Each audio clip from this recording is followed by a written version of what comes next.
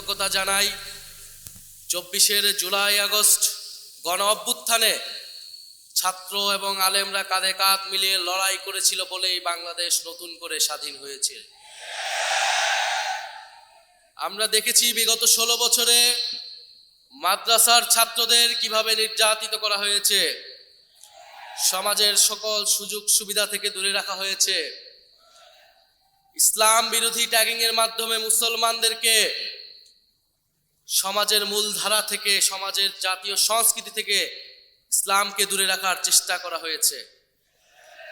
কারণ এটাই আওয়ামী লীগের মূলনীতি ছিল, এটাই আওয়ামী লীগের ফ্যাসিবাদের ভিত্তি ছিল যে ইসলামকে কোনোভাবেই তারা এই দেশে ইসলামী স্পিরিটকে তারা দাঁড় হতে দিবে না।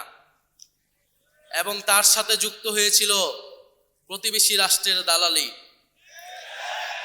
ফলে বাংলাদেশের আলেম ওলামা কেরামরা, বাংলাদেশের মাদ্রাসার ছাত্র, বাংলাদেশের স্কুল কলেজ বিশ্ববিদ্যালয়ের ছাত্ররা বাংলাদেশের স্বাধীনতা সার্বভৌমত্বের পক্ষে, জনগণের পক্ষে জীবন দিয়ে এই বাংলাদেশকে নতুন করে গড়ার সুযোগ করে দিয়েছে। ফলে আপনাদের, আমাদের সকলের সেই দায়িত্ব, এই দেশ গঠনের, জনগণের অধিকার ফিরে পাবার লড়াই। আপনারা সেই লড়াইয়ে অগ্রসৈনিক।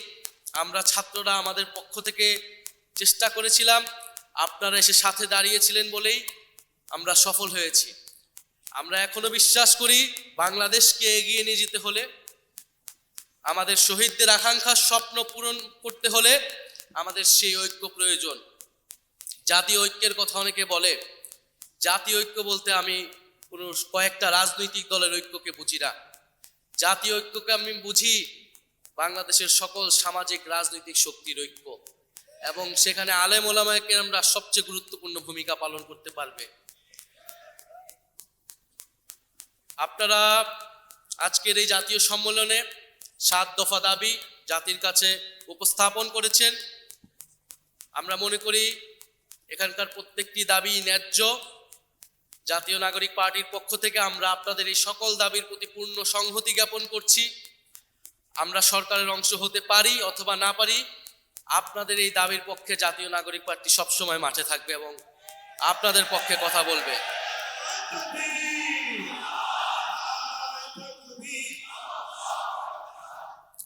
সম্মানিত আলেম ওলামা একরাম, আমাদের দেশের রাজনৈতিক ফ্যাসিবাদ দূর হয়েছে, কিন্তু বিগত 16 বছরে এই ফ্যাসিবাদ বাংলাদেশের যত ক্ষতি করেছে, সেই ক্ষতি সামলে উঠতে এই দেশকে নতুন করে গড়ে তুলতে হলে আমাদের আরো অনেকটা সময় দিতে হবে। আমাদের সমাজকে বিভাজিত করা হয়েছে, সমাজে নৈতিকতা মূল্যবোধের অবক্ষয় ঘটানো হয়েছে, বাংলাদেশের শিক্ষা ব্যবস্থা, সংস্কৃতি সবকিছুর কি বেহাল দশা আপনারা সবকিছুই জানেন। ফলে আপনারা যারা ইমাম খতিব রয়েছেন, সম্মানিত আলেম রয়েছেন, আপনাদের উপর দায়িত্ব অনেক অনেক বেশি। কারণ এবারে শুধু আমরা রাষ্ট্র সংস্কারের কথা বলতেছি, কিন্তু যদি আমরা সমাজ সংস্কার না করি, সামাজিক ফ্যাসিবাদ দূর না করি, সাংস্কৃতিক ফ্যাসিবাদ দূর না করি, তাহলে বাংলাদেশকে কিন্তু আমরা নতুন করে গড়তে পারবো না। ফলে একজন ইমাম, একজন খতিব, তিনি সামাজিক নেতৃত্ব, সমাজকে দিক নির্দেশনা দেন। মসজিদ আমাদের ঐক্য এবং শান্তির স্থান, মসজিদ আধ্যাত্মিকতার কেন্দ্র। ফলে আমাদের চরিত্র গঠনে, সমাজ গঠনে, ন্যায়, ইনসাফ এবং মানবিকতা প্রতিষ্ঠায় মসজিদ গুরুত্বপূর্ণ ভূমিকা পালন করবে, এবং সেখানে দিক নির্দেশনা এবং কান্ডারির ভূমিকায় থাকবেন আপনারা যারা ইমাম খতিব এবং সম্মানিত আলেম ওলামায়ে কেরাম রয়েছেন যারা। ফলে আপনাদের উপরে সেই ভরসা আমরা রাখতে চাই এবং আমরা আপনাদের সেই কাজের সহযোগী হতে চাই।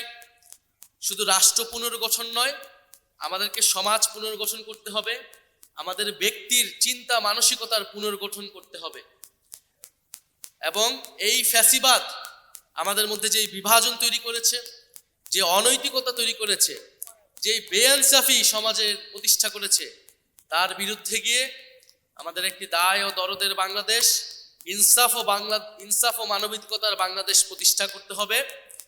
ইসলামের দেখানো পথেই বাংলাদেশ এগিয়ে যাবে এবং ইসলামী মূল্যবোধকে ধারণ করে এই বাংলাদেশে রাজনীতি করতে হবে। আমরা এটা দৃঢ়ভাবে বিশ্বাস করি। বাংলাদেশে বিগত 16 বছর ইসলাম বিরোধীদের প্রশ্রয় দেওয়া হয়েছে। আওয়ামী লীগ ইসলাম বিরোধী রাজনীতি করেছে, আওয়ামী লীগ ভারতের দালালি করেছে। আমরা এবার কারো দালালি নয়, নিজেদের স্বাধীনতা সার্বভৌমত্ব রক্ষায় নিজেদের পায়ে বাংলাদেশ গড়ে তুলব এবং সেই বাংলাদেশ হবে ইনসাফের বাংলাদেশ। ইনশাল্লাহ সেই নতুন রাষ্ট্র বিনির্মাণের লড়াইয়ে, সেই নতুন সমাজ বিনির্মাণের লড়াইয়ে জুলাই গণ অভ্যুত্থানে যেভাবে আপনারা আমরা কাঁধে কাঁধ মিলিয়ে লড়াই করেছি, আমরা সামনের সেই লড়াইও কাঁধে কাঁধ মিলিয়ে লড়াই করব। আমরা আপনাদের সাথে থাকব, আপনারা জনগণের পক্ষে থাকবেন, ইনসাফের পক্ষে থাকবেন, সেই প্রত্যাশা কামনা করছি। আসসালামু আলাইকুম রহমতুল্লাহ।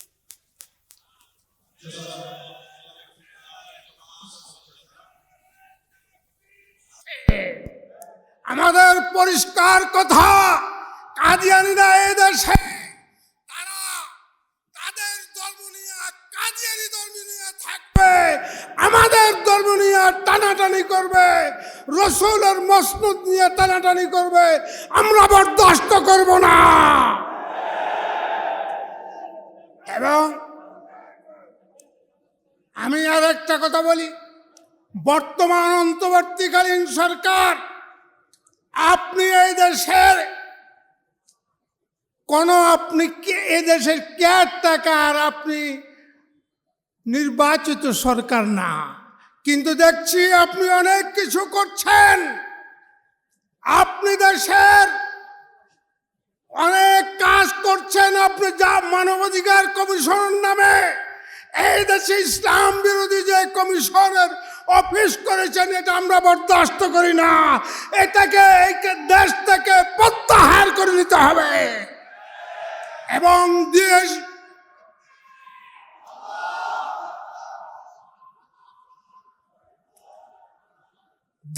বিরোধী কোন চুক্তি যদি করেন সেটা আমরা মানব না। অবিলম্বে দেশ বিরোধী কোন চুক্তি যদি আপনি করে থাকেন তার থেকে বেরিয়ে আসেন। এই দেশবাসীকে অন্ধকারে রেখে কেয়ারটেকার হয়ে দেশের মালিকের ভূমিকা পালন করবেন না, হুঁশিয়ার করে দিচ্ছি। আসসালামু আলাইকুম।